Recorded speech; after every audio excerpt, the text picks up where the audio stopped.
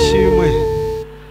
Tugorora ibiganza byo kuramukanya, ndabaramukije mwese mu izina rya Yesu. Turashima Imana yo mu ijuru yatwemereye ko dushobora kubaho uyu munsi. Tukongera kuza mu ngoro yayo kugira ngo twumve aya majambo yayo. Imana yacu nihabwe icubahiro. Nshimiye abarongozi banje bampaye umwanya kugira ngo nshobore kuba mpagaze hano. Nabo nyene Imana yo mu ijuru ibahezagire. Twagira rero dusangire ijambo ry'Imana mu uyu mwanya mutoya ntituzagutevya. Namwe renda bahaye kaze mu ijambo ry'Imana tugira dusangire ryo muri kano gatondo. Twagira rero tuvugane uko nari nteye ikorasi. Imana tuvuga ni Imana ikomeye. Yesu ashimwe. Yesu ashimwe. Ni Imana imeze neza uko ne yatumye tubaho, kandi Imana yatumye isa usa uko nyene usa. Yesu wacu nahabwe icubahiro. Kuko iyo atabaye naho uraba mugenzi wawe ukacumubwira uti usa n'Imana, uko vy'ukuri musa n'Imana. Yesu abahezagire. Niyo mpamvu rero Imana tuvuga tutayibwiwe na basokuru na basogokuruza, ariko kandi hari ukuntu Imana igendera twigisha, bigatuma uko Imana ikwigishije ariko nawe ushishikara kuyimenya. Mwumvise intahe za bene data ziciye hano, uko nk'uyu arafise ingene yabonye Imana, kandi arafise ingene Imana yamukoreye, arafise rero uko yoyivuga. Yesu wacu nahabwe icubahiro. Nawe wenyene urufise uko woyivuga, kuko nawe urafise ahantu mwahuriye. Imana rero jewe aho twahuriye wese ho mwahuriye, ariko kandi birashoboka gasanga twagiye inzira imwe mugabo tugahurira nko mu ikorosi hariya, nawe mugahurira ku mudugo uwundi ku mumanuko. Yesu abahezagire. Twagira rero dusomera ijambo ry'Imana riri mu igitabo cyo Kuvayo igice ca kabiri, ndasoma umurongo wa 23 gushaka 25. Ni jambo nkeneyemwo tuza gusangira muri kano gatondo. Niryo ndondera, nta majambo menshi nza gusoma, ariko kandi turaza kuyavugana ko aya majambo numvise mu mutima ko twosangira. Yesu abahezagire. Zingurura ibitabo byanyu, ni igitabo cyo Kuvayo igice ca kabiri umurongo wa 23. Nisezerano rishasha. Turasoma mu izina rya Yesu. Haravuga ngo umuniho w'Abisirayeli ushika ku Mana. Hashize igihe kirekire umwami wa Egiputa aratanga. Abisirayeli banihishwa no kuba mu buja, barataka. Ugutaka batakishwa n'ubwo buja kuraduga gushika ku Mana. Imana yumva amaborogo yabo, yibuka isezerano yasezeraniye Aburahamu na Isaka na Yakobo. Imana yitegereza uko yitegereza Abisirayeli, ibona uko bameze. Imana yacu nihabwe icubahiro. Naya majambo tugomba dusangire, ariko umurongo nkeneye ni umurongo wa 24. Umurongo wa 24 havuga ngo Imana yibuka Imana yumva amaborogo yabo, yibuka isezerano ryayo yasezeraniye Aburahamu na Isaka na Yakobo. Yesu wacu nahabwe icubahiro. Abantu twese turi hano ntitwinda kubamanikisha amaboko, ariko kandi ndazi umuntu wese arafise isezerano ryiwe, kandi arafise isezerano yasezeranye n'Imana. Twese igihe twabatizwa baratubaza ngo uzokorera Imana kugeza ryari? Twishura ngo nzokorera Imana kugeza mvuye canke Yesu agarutse. Yesu wacu nahabwe icubahiro. Nibaze ko namwe ivyo ari sezerano mwasezeranye, kandi iryo ryakwivira mu kanwa ntawe ari kubwira nguze kurivuga, ntawe kubwira nguze kuvuga ibi. Oya, waba uvyumva mu mutima kuko ugo rugendo utanguye, ariko bizogenda.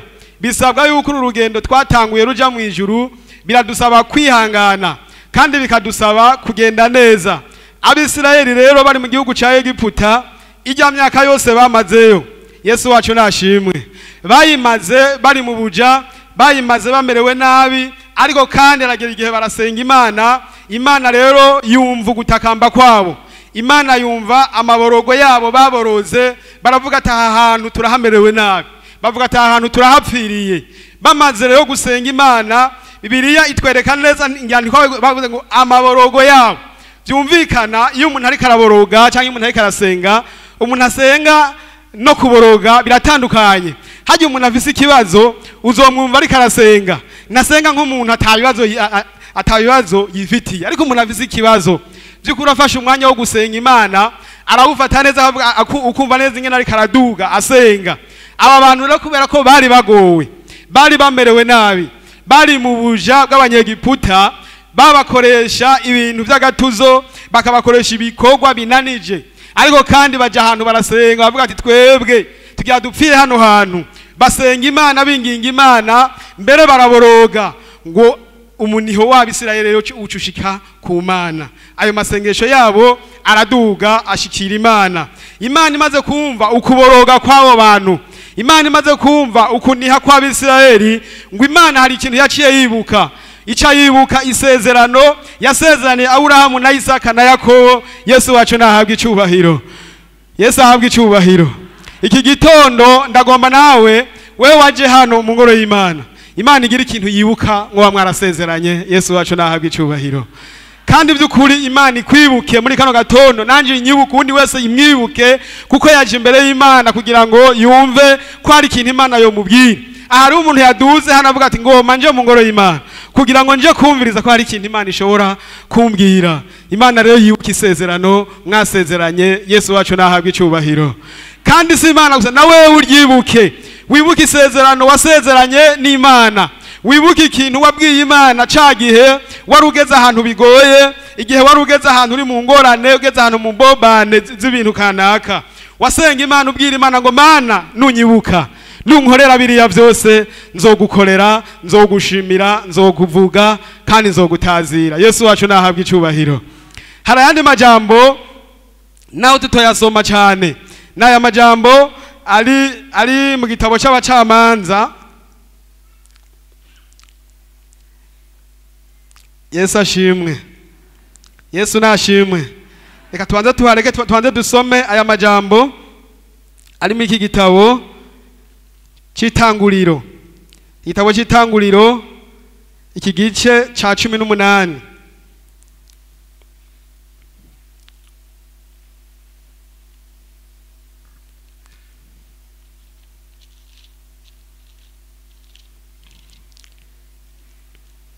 Igitabo cy'Itanguriro igice ca 18 avuga ngo Aburahamu azimana abamarayika. Nibaza ko mwahabonye. Dusome ku murongo w'9. Niho hacavuga ngo Sara asezeranirwa kubyara Isaka. Baramubaza bati Sara umugore wawe ari hehe? Arabishura atari mu ihema. Aburahamu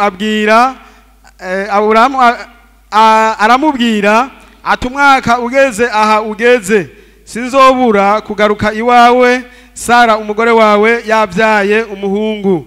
Sara abyumviriza mu muryango w'ihema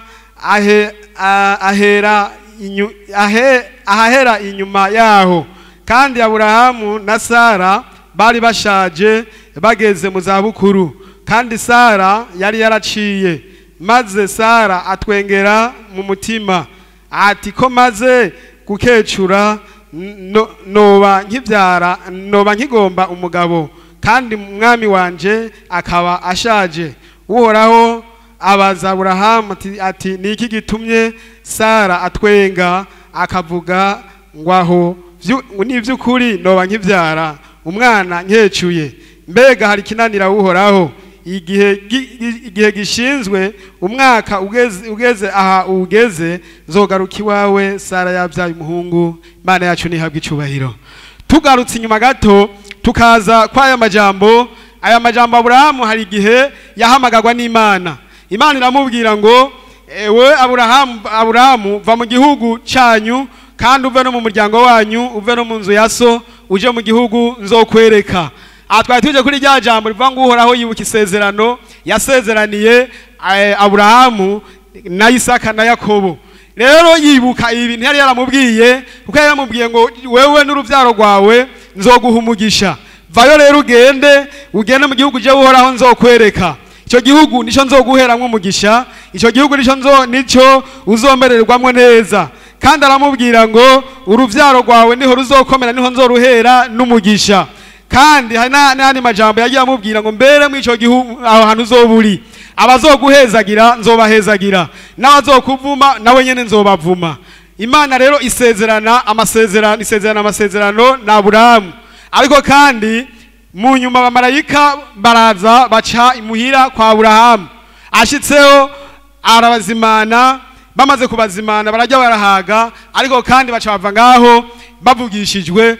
Aburahamu rero yumva ibivugishijwe n'Uhoraho, ariko Sara umugore wiwe ntiyabyizeye. Atabyizeye rero Uhoraho aramubona ko atabyizeye. Yesu wacu nahabwa icyubahiro. Mbere ngo yibereye ngo aritwengera, atwenza aramubaza ni iki gitumye Sara atwenga? Igihe gishinzwe kigeze, mwaka ugeze aho ndigeze, Sara azaba kikiye ikibondo. Mbega ibyo Uhoraho yavuze kuri Sara byarashitse canke ntivyashitse? Byarashitse. Yesu wacu nahabwa icyubahiro. Niri jambo rero nashaka kugira ngo umuntu wese amenye yuko isezerano wasezeranye n'Uhoraho igihe kigeze kizoshika, kandi igihe kigeze ivyo Imana yagusezeraniye byose bizoshika. Ariko nawe wirinde kugira ngo ivyo byose ntivyashika uzugume wibuka ikintu wasezeranye n'Imana. Hari umuntu asezerana hanyuma mu nyuma agashika ahantu Imana imwishura akibagira. Hari ahandi twasomye Mose yibutsa abantu, yibutsa Abisirayeli, ababwira ati nimwashika muri kiriya gihugu mukarya mugahaga, mbere mukubaka amazu yanyu, amasho n'imikuku n'ibindi byose bikagwira, muze mwirinde ntimuze mwibagire Uhoraho yabakuye muri kiriya gihugu cya Egiputa aho mwari mugorewe cyangwa twari tugorewe. Ivyo ntimuze muvyibagire, muze mumenye yuko hajya ahantu ari Imana yadukuyeyo, muze mumenye kandi yuko ari Imana yakoze biriya byose. Ababwira ijambo ati kandi muze mwirinde imitima yanyu yoye kwishira hejuru ngo ni mwebwe mwabikoze, ariko byakozwe n'ukuboko kw'Imana. Yesu wacu nahabwa icyubahiro. Mino minsi rero abantu barasezerana amasezerano, abantu baraja gusenga bagasezerana n'Imana, bakavugana n'Imana ngo jewe nzokora ibi, ariko kandi Imana imaze kubibakorera ivyo bintu byose umuntu agashagenda hari akavyibagira.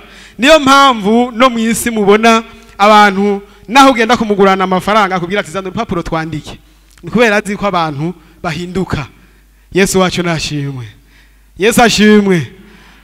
Niyo mpamvu rero mubona haba amasezerano naho muguze itongo, haba amasezerano kugira ngo ntuzuhinduke, akakubwira ati andika ngaha uvuga ivyo dusezeranye. Nukuvuga rero aya majambo Uhoraho ngo yibuka isezerano yasezeranye na Aburahamu, yibuka ivyo yamubwiye, yibuka ivyo yamusezeranye, kandi ko azomuhumugisha kandi ko azomugirira neza. Atavuga ati uruvyaro rero aba bantu ntibohera muri kiriya gihugu, reka mbakureyo. Uhoraho ngo amaze kuraba akabona uko bameze, yipfuza gukura yabo bantu mwayo magorwa barimwo. Yesu wacu nahabwa icubahiro. Yesu ahabwa icubahiro. Uyu munsi nawe Imana igukure hahanduri. Hari ahantu umuntu amaze iminsi, ahantu maze iminsi ntaho nzi, ariko hari ahantu Imana ikubona ikaraba ivyo urimwo, nawe ugasenga, mbere ugataka mugasenga rimwe kabiri gatatu, Imana mbere no kwihorera ikihorera. Ariko hagera ikindi gihe Imana izoza uko biri kose. Yesu wacu nahabwa icyubahiro. Rorera wihanganye usenga Imana atajwi rikwagiriza, ariko kandi urorere. Umaze kurorera rero ntuce ugenda uvuga ngo Imana burya yarambeshe. Abantu benshi mwino minsi bariko barasenga, kandi gusenga ni vyiza, mugabo uko gusenga ugasanga umuntu yataye ukwizera, avuga ngo ibi naho nasengeye Imana yarambeshe. Ariko Imana yacu ntibesha. Yesu wacu nahabwa icyubahiro. Imana yacu ntibesha, ivyo yasezeranye izobishitsa, kandi ivyo yakubwiye no kubikora izobikora. Icyo usabwa wewe gusa ni guhagarara mu mwanya neza, kugira ngo ukorere Imana neza, kugira ngo uyivuge neza, kugira ngo uyisenge neza. Ucuraba ko atakintu umupfa n'Imana, umaze kubona ko ataco umupfa nayo ushishikare uyibutsa. Umaze kuyibutsa rero Imana izozigutabare kandi izozikugirire neza. Yesu wacu nahabwa icubahiro. Ariko kandi nizika kugirira neza, nawe ntuzoce uvuga ngo Imana kwiyangiriye neza ngo vyaheze. Oya, ntivyaheze. Anye dusomye mu gitabo nyene cy'Itanguriro turabona Sara amaze kuvyara Isaka. Isaka amaze gukura, harageze igihe Imana nayo ivuga iti jewe rero ngomba ngeze uyu muntu ndamurabe icarimwo. Imana ishirazibwira Aburahamu iti rero ndagomba uze kuntangira ikimazi, kandi ikimazi nshaka kuntangira, nshaka uwo muhungu wawe Isaka nyene. Bibiri bivuga ngo yari umwana w'ikinege, nta wundi mwana yari afise, kandi ivy'ukuri usomye ngaha biraboneka ko atawundi mwana yari yavyaye. Mugabo kandi Imana ishimubwira ngo ikimazi nshaka Isaka nyene. Yesu wacu nahabwa icubahiro. Yesu ahabwa icubahiro. Nta kindi kimazi yari ikeneye Imana. Aburahamu yaratunze, yarafise inka, yarafise n'ibindi, ariko kandi Imana ikikenera wa wundi nyene Imana yari yaramuhaye. Ni kuvuga rero Imana ivyo mwasezeranye byose nivyo izobiguha, kandi ibindi yarabiguhaye, ariko kandi umenye nayo kwiyizi gakikubwiye ati nanje naraguhaye nawe numpe. Yesu wacu nahabwa icubahiro. Witeguye gute none wewe Imana ko yaguhaye? Witeguye gute kuyiha nawe? Yesu ashimwe. Yesu nashimwe. Muri kano gatondo aya majambo y'Imana aciye hano nagomba uyiyumvire ko wibaze tije hari ibintu Imana yampaye kandi hari ibintu Imana yankoreye. Mbega ibi ndacavyibuka canke sinkivyibuka? Abantu benshi Imana yari bakoreye kandi ibyo yabakoreye byose mwe muravyibuka, mugabo nta kintu mwakoze kugira ngo mushimire Imana, kugira ngo mubwire Imana ati Imana turagushimiye ryasezerano twari twasezeranye nawe wararishikije. Mwaciye mwigira ngaho muri yicarira, ariko kandi mumenye yuko naho wicaye, naho wicara ngaho hari ikintu wasezeranye n'Imana. No kugira inama muri kano gatondo kugira ngo ubangutse n'ingoga kiya kintu wasezeranye n'Imana wihute kugishitsa. Yesu wacu nahabwa icubahiro. Kuko tuzi iminsi tumaze, ntituzi iminsi dusigaje. Mwiyo minsi rero dusigaje ntayo nzi, na wewe ntayo uzi. Byasaba yuko uzugashitsa n'ingoga. Yesu ashimwe. Yesu nashimwe. Je nari ngandi ko niyumviriza umukozi w'Imana aje gushima Imana, wamenga uyu munsi ntiyoshima kubera iki? Yari yabuze ikibondo, wamenga yoca avuga ati uyu munsi reka manze ndavyihoze nzoshima no kuwa Mungu. Yesu ashimwe. Muga kubera ko hari ikintu Imana yari yaramukoreye kandi hari igitangaza Imana yari yarakoze, byabaye ngombwa yuko ashimira Imana. Muvuge muti amen. Imana yacu rero ni Imana ikora kandi ni Imana imeze neza. Mw'iyi minsi nagomba muzi umuntu wese akorera Imana neza. Iyi Imana tuvuga ni Imana ikora ibitangaza, ni Imana kandi ikora ibikomeye, ni Imana yishuye vya bindi na vya bindi vyiwawe. Harabasengeye amaparaseri Imana yari yabahaye, harabasengeye imiduga Imana irayibaha, harabasengeye kwambara neza Imana irabibaha, harabasengeye ibindi bintu Imana yari ibahaye. Mugabo mwaciye muza mwicarira ngaho ntimwaza gushimira Imana. Iryo deni rero mufitiye Imana muri kano gatondo nabipfuriza kuriri hamwe mwese mu izina rya Yesu. Yesu wacu nahabwa icubahiro. Yesu ahabwa icubahiro. Umuntu wese azi ko ari ikintu yasezeranye n'Imana muri kano gatondo numva ngobe bakubwira uwo muntu avuga ati jewe ndumva ikintu nasezeranye n'Imana no gishitsa. Imana yacu nihabwa icubahiro. Imana ihabwa icubahiro. Aburahamu wamenga ntiyotanga umwana wiwe, ariko yavuze ati ko ari Imana yamumpaye ikabigarutse ikamunsaba, ndavyemeye ndamutanze. Ashavuga ati jewe Mana ndavyemeye. Ariko Imana yari ikeneye kora mu mutima wiwe ingene hameze n'ingene ayubaha. Yesu wacu nahabwa icubahiro. Muri kano gatondo rero iri jambo ni igiwawe, iri jambo ni gwawe, ariko ndagomba wewe nyene urimbure biriya byose, wibaze biriya byose ivyo Imana yagukoreye ingene bingana. Uni muri ndacarimba ngo muharure imigisha Imana yaguhaye, kandi ngo iyo migisha iragutangaza ingene ari myinshi. Raba ibintu mwasezeranye n'Imana, raba ikintu mwavuganye n'Imana muri ya masengesho mwasenga, muri hahandi mwahurira n'Imana muganira. Mbega ivyo mwavuganye ko yabishikije, wakoze iki nawe? Warayishimiye canke wakiuja ngaho onye urihorera? Ni kibazo rero iwawe. Umuntu wese ari hano yagira ubuntu bwo kwinjira, wibaze wiyumvire je hari ikintu nasezeranye n'Imana, hari deni ngifitiye Imana, hari ikintu Imana ikindonderako, kandi ico kintu Imana yakinkoreye. Nagomba ndemeshe n'abandi rero abantu basezeranye Imana yasezeraniye ariko Imana itarashitsa ivyo bintu byabo. Nagomba nawe urorere wihanganye kandi ushishikare gusenga Imana. Imana ntibesha, ivyo yavuze izobikora kandi izobishitsa. Yesu wacu nahabwa icubahiro. Bijyanye ne mwavuganye uri hahandi mu cumbi wa usenga, bijya mwavuganye nimba waduze nka ku ngoro y'Imana usenga, ukayibwira uti Imana naje ndagomba ibintu zubinkorere. Imana kandi kakubita nzobikora. Umenye Imana yavuze ni Imana itabesha. Imana yasezeranye ni Imana itayaga amasigara cicaro. Ivyo yavuze izobikora kandi izobishitsa. Nico gituma ukwiye kurindira wihanganye, ariko kandi nibishitsa uzunyarutse nawe kuyishimira no kuyibwira uti Imana warakoze kwankoreye biriya bintu byose, hanyuma ndaje kugushimira. Imana yacu ihabwa icubahiro.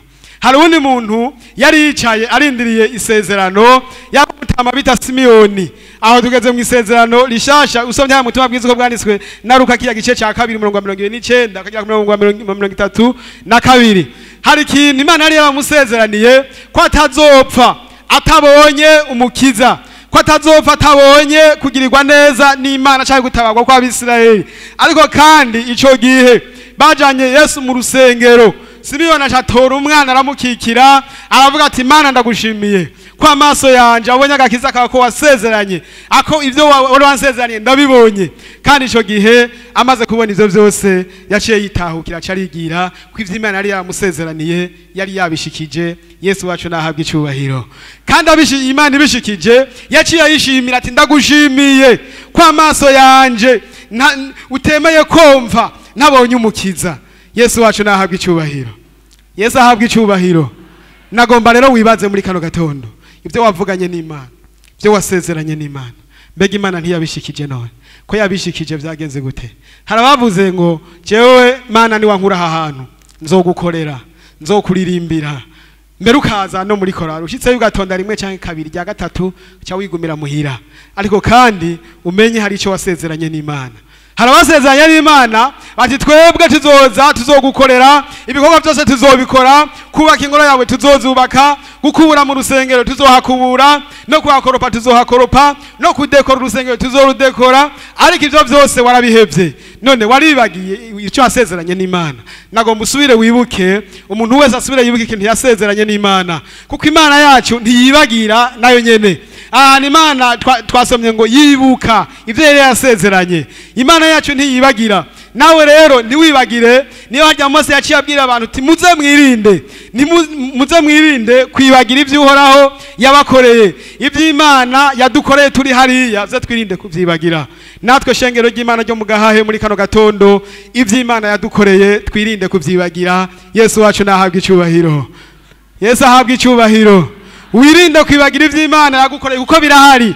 Ntawovuga ngo je ngo nta kintu Imana irankorera. Oya, kuba waje ngaho nyene gusa ukinjira ugashika ngaha ukaza batakugonze, utagonzwe n'ikinga canke n'imoto canke ngo ugongwe n'ikindi kintu kanaka, ibi vyonyene gusa nivyo gushimira Imana uvuga uti umunsi Imana yankoreye igitangaza, ugaca utanga n'ishikanwa gishimwe. Yesu wacu nahabwa icubahiro.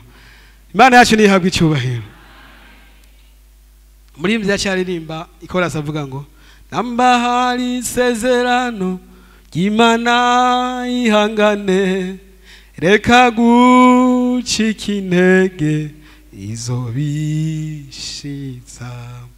Dore Imana yacu nibesha kandi ntiyivuguruza, ivyo yasezeranye izobiso.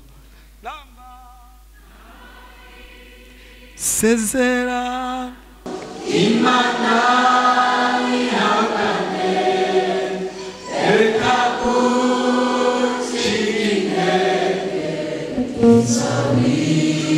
izobisoza. Imana yacu nibesha kandi ntiyivuguruza, ivyo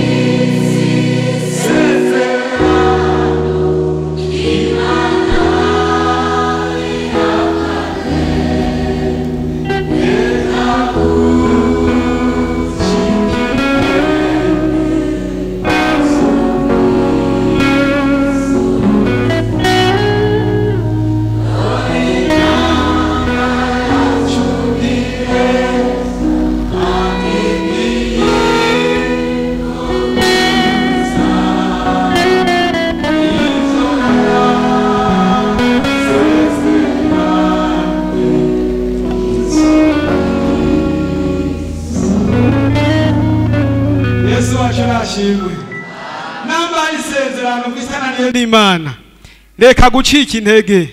Imana yasezeranye ni Imana itabesha. Yesu wacu nahabwa icubahiro. Imana yasezeranye nawe ivyo yagusezeraniye byose izobishitsa. nasomye ayo mu gitabo cy'abacamanza cya gice cya 11 hanyereka umugabo yitwa Yefuta yasezeranye n'Uhoraho, kandi ko gusezerana kwiwe yaragiye ku rugamba, ariko aravuga ati jewe ndagomba nsezerane n'Uhoraho, ko bari baje kumutora ngo aze kubagwanirira, ko ngo yari umuntu akomeye. Hanyuma rero baza kumutora ngo aze kubagwanirira, abo bantu ati nimba rero mushaka ko nza kubagwanira ndagomba munsezeranire, mbega ninagwana nkanesha mwe muzompiki, muzemera ko mukuru wanyu koko? Barabyumvikana barabisezerana. Nawe acaraza yikoza ahantu mu cyumba kumbure ngo mpemu Uhoraho amuza ko, agenda nawe yikoza ahantu avugana n'Uhoraho, aramubwira ati Mana yo mwijuru, je ndagiye kugwana, ariko kandi ninatabaruka amahoro, ubu ikizotangura gusohoka mu rugi wanje nico nzogushikanira kubera ikimazi. Yesu wacu nahabwa icyubahiro.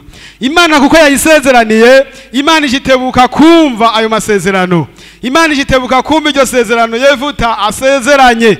Yesu wacu nashimwe. Reka tuhasome kugira ngo mubyumve neza. Soma mu gitabo cy'abacamanza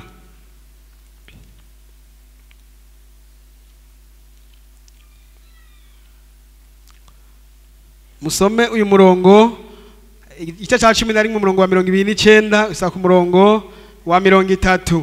Mwumvirize uko havuga. Yesu ashimwe. Yesu nashimwe. Mwarimu Fred yashika hana ansomeraho. Abacamanza igice cya 11 uyu murongo wa 29 na 30. Mwumva ingene havuga nico Yefuta yari yasezeraniye Uhoraho.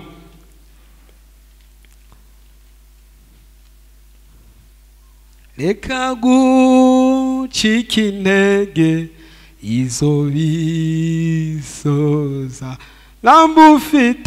ambufite sezerano ry'Imana ihangane. Reka gucika intege izo bisoza, dore Imana yacu ni benshi kandi ntivuguruza ibyo yasezeranye.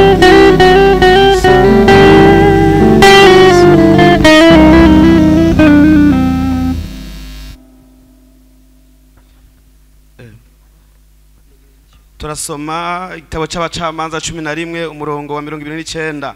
Havuga ngo Yefuta atsinze Abamoni atanga umwigeme we w'ikimazi, maze mpemu Uhoraho aza kuri Yefuta, nawe anyurangana i Gileyadi no mu ntara y'Abamanase, aca Misipa h'i Gileyadi, avayo aragenda ngo aje mu Bamoni. Maze Yefuta asezeranira Uhoraho isezerano ati, niwatanga Abamoni nkabatsinda, ngatabaruka amahoro mvuye kugwana nabo, uzobanza gusohoka mu nzu yanje kunsanganira azoba wawe Uhoraho, nanje nzomutanga kw'ikimazi cyo guturigwa. Yesu nashimwe. Yesu ashimwe. Niri sezerano Yefuta yasezeraniye Uhoraho, aramubwira tuzotangura gusohoka mu nzu yanje niwe nzotanga kw'ikimazi. Kandi burya Yefuta yari afise uwo mwana nyene umwe umwigeme niwe yari afise, ariko kandi yarazi yuko ati nimiburi si wazotangura kuza. Nibaza ko ivyo atavyiyumvira, kuko amaze gutsinda, amaze kwinyuranganya hose mu ivyo bihugu biritwereka ngo yaratsinze gushika ku bihugu bishika 200 byose, abantu baho bose arabica, ivyo bihugu byose arabigwanira, arabitsindira. Ariko kandi Uhoraho yari yaravuganye nawe, kuko yari yasezeranye isezerano nawe. Aramubwira ati rero uzotangura kuza mu nzu yanje canke mu rugo rwanje niwe nzotanga kw'ikimazi. Rero atabarutse amahoro, ariko araza anezerewe, avuga ati ndatsinze urugamba. Umukobwa wiwe ngo acaraza, aza aratamba atarika ngo n'agashako k'ingoma aza aravuza, atamaje mu irembo. Yefuta amubonye abona ni wa mukobwa wiwe, yibuka isezerano yasezeraniye Uhoraho. Yesu wacu nahabwa icyubahiro. Aravuga ati mwana wanje mbonye ibara wewe ingene uje hari ikintu nasezeranye n'uhoraho, hari ikintu nabwiye Imana, navuze ko uzotangura gusohoka mu nzu yanje, aje kunsanganira ntabarutse mvuye ku rugamba, ariwe nzotanga kwikimazi. None ndabigenza gute? Umukobwa wiwe ati papa, uko wabisezeranye n'Imana nihagire na kimwe ukurako, nungenze uko nyene wasezeranye n'Imana. Yefuta cyarabyemera, cyaravuga ati sawa ndabyemeye ko nasezeranye n'Imana. Yesu wacu nahabwa icyubahiro. Umukobwa we nawe cyaravuga ati nanje ari ikintu ushaka kugusaba, ubanza undekura ameza ngahe maze ngende ku musozi nsezerwe ubukomi bwanje, hanyuma uheze ungenze uko wasezeranye. Yesu wacu nahabwa icyubahiro. Nusezerana isezerano ryawe ntuzutebe kurishitsa, uzunyarutse kurishitsa, uzunyarutse ubwire Yesu ati ndaje gushitsa, ndi wa wundi. Turabona Hana amaze kubyara umwana Samuel, Imana yari yamusezeraniye, yanyarukije kuza mu ngoro y'Imana, aravuga ati ni jewe wa wundi. Naho namaza ngaha senga, nahanza ngaha anyendira, none Imana yaranyibutse, yarampaye umwana, ndamuzanye kugira ngo Imana nayo ngenda yishimire, ndayereke ko yampaye umwana. Yesu wacu nahabwa icyubahiro. Nusezerana isezerano ryawe ntuzutebe kurishitsa. Bibiliya ivuga ngo tubura ikintu usezerana hako wosezerana ntushitse. Hari abantu rero mwasezeranye ibintu mwino minsi, hari ibintu mwasezeranye n'Imana, hari ibintu mwavuganye n'Imana, mbere bamwe hari n'ibindi bintu bavugiye no ngaho imbere, ariko ibyo byose Imana yarabikoze, ariko we ntacyo wabyiyumviriyeko. None rero muri kano gatondo niriganuke nari ndakuzaniye, wowe ufise ikintu wasezeranye n'Imana, ihute kugishitsa. Imisi usigaje ntayuzi kandi ntuzi umwanya ugiye kumara. Birashoboka urupfu rukaza utarashitsa iryo sezerano wasezeranye. Ihute urishitse, ubwire Imana ati Imana aha hantu byarangoye, kandi nimba isezeranye nawe utararonka, saba Imana imbabazi ati Imana nzorizana, ariko ngirira imbabazi umpe, kandi ibi bintu twavuganye byarangoye. Abakozi b'Imana bari ngaha bagusengera Imana, bagukura kuyo muvumo, kuko nta mpamvu yo gusezerana ikintu Imana ikama misi yose uri ku ideni ryayo. Mwino misi tuko dukora ibi bikorwa by'Imana. Mwino misi murabona ibikorwa turimwo nibyo kubaka ingoro y'Imana, nibyo gukorera Imana mu buryo bwo kwagura kugira ngo ubutumwa bwiza buvugwe hose. Ariko biradusabwa ko dukorera Imana, kandi umuntu agakorera Imana anezerewe, kandi biragusabwa nuko usezerana isezerano, ukabwira Imana ati Imana je ngiye kukubakira ingoro, nanje ari nakubakira ingoro, nanje uzukorera ibi, kandi ibyo by'ukuri nubikora ugasezerana isezerano n'uhoraho, Imana izobikora, nawe uze wihute kubishitsa. Yesu wacu nahabwa icyubahiro. Uyo yatanze ikinga, ariko kandi iryo kinga avuga ati ikinga ngomba ko rindihirizo miliyoni 6. None Imana ntiyazirishe none kuba iryo kinga atanze. Imana yacu nihabwa icyubahiro.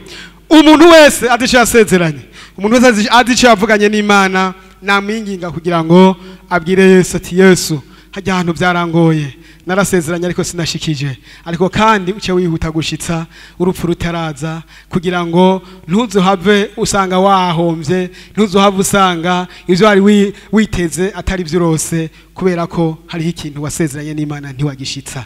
Nayo majambo y'Imana abayumvise mwese, Imana ibahezagire, Imana ibahezagire.